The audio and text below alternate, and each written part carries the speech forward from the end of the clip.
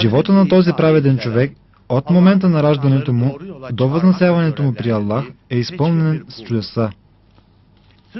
С позволение на Аллах, Исус мир нему лекува болни, съживява мъртви, дарява с живот безжизнената кал. Hazreti İsa Allah'ın izniyle hastaları iyileştirdi, ölüleri diriltti. Има и още едно чудо, настъпването на което вярващите от двете големи небесни религии очакват с нетърпение и се подготвят за този свят ден, когато Исус ще се върне на земята. Ще обедини всички праведници срещу неверниците. Ще стори ислямският морал господстващ на целия свят и ще донесе на всички хора спокойствие, мир и благоденствие. Ve tüm insanlığa huzur, barış ve zenginlik kazandıracak.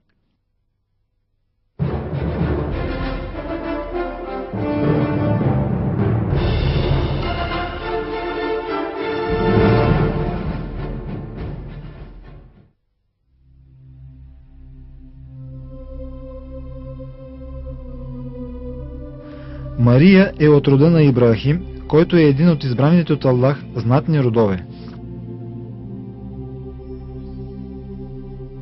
Когато жената на Имран разбрала, че е бременна, веднага се обърнала към Бог, започнала да се моли и посветила своята рожба на Аллах.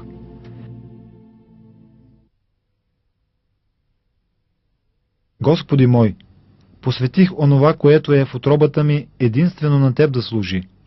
Приеми го от мен. Наистина Ти си всечуващия, всезнаещия.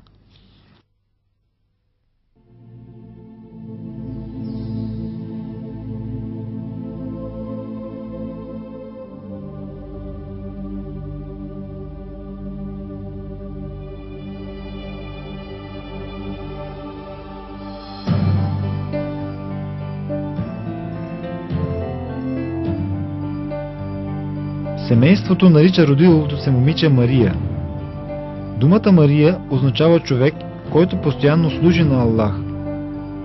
Както останалите членове на семейството на Имран, така и Мария е искрена в молитвите си и отдадена на Аллах. Целомъдрието на Мария е пример за всички мюсюлмански жени.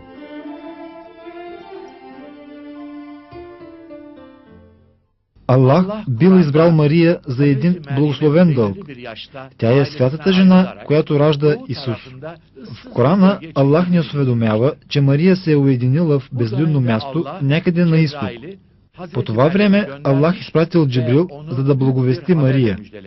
В Корана е съобщено последния начин. Рече Джибрил: аз съм само пратеник на Твоя Господ, за да те даря с едно предчисто момче. Рече: как ще имам момче, щом не ме е докосвал мъж и не съм блудница, каза. Отговорът, който Джибрил дава на този въпрос на Мария, е, че Аллах е всемогъщ и че за да стане нещо е достатъчно да каже само бъди и то веднага ще стане. Ето така, като Божие чудо, Мария забременява с Исус, без да бъде докосната от човешка ръка. Hazreti İsa'ya hamile kaldı. Тъй, каза Твоят Господ, това за мен е лесно, и за да го сторим знамение за хората и милост от нас. И зачена го тя и се уедини с него в отдалечено място.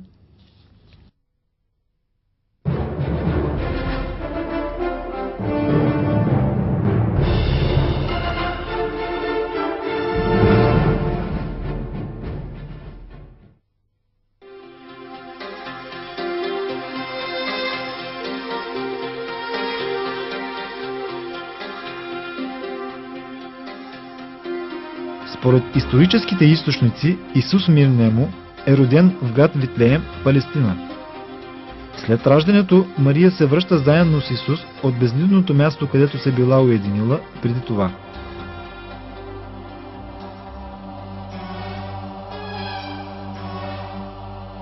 Тогава няколко коравосърдечни евреи не й вярват и започват да отправят грозни клевети срещу нея.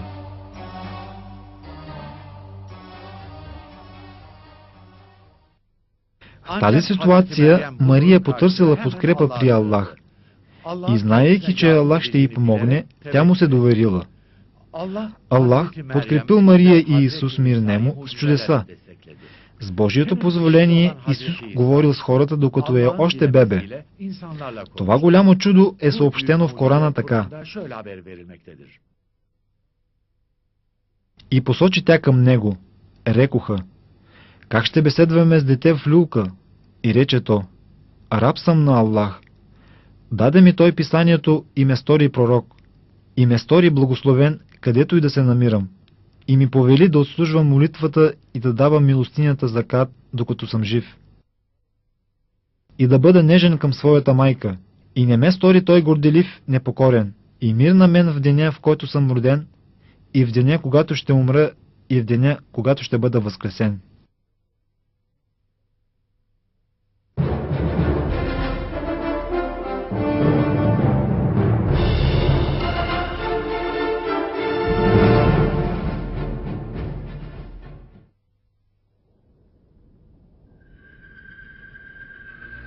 По времето, когато Исус идва на бял свят, Палестина се намира под деспотичното управление на Римската империя.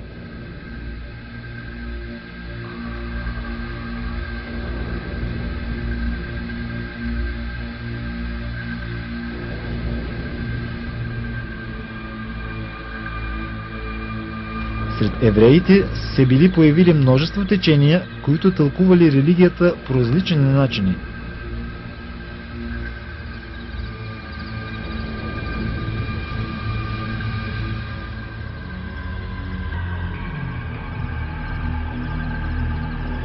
Голяма част от хората се били отдалечили от истинската религия, която Аллах ни спослал на Моисей мир нему, и сред обществото преобладавали суеверни обичаи и изкривени вярвания. Освен това, било започнало да се усеща и влиянието на идолопоклонническата хеленска култура. С една дума, Исус мир нему бива изпратен в период, когато евреите се намират в една много голяма политическа, икономическа и социална безизходица. От една страна потиснатостта от живота под римска власт, а от друга съществуването на различни религиозни вярвания и течения. В един такъв хаос евреите се опитват да намерят някакъв изход и са в очакване на Спасителя. Аллах ни спослава на Исус мир нему една нова книга, с която да напътва и съветва хората. Тази свещена книга бе Евангелието. Исус мир нему призовава народа си да повярва в Аллах, да му се отдаде изцяло, да живее заради Аллах и да се въздържа от грехове и злини. Той им напомня за временния характер на земния живот и близостта на смъртта. Съобщава им за това как в съдния ден всеки един ще отговаря за всичко, което е извършил. С позволението на Аллах той извършва различни чудеса. Лекува болни и недъгави хора, заразени от проказа. Изцелява слепи, съживява мъртви.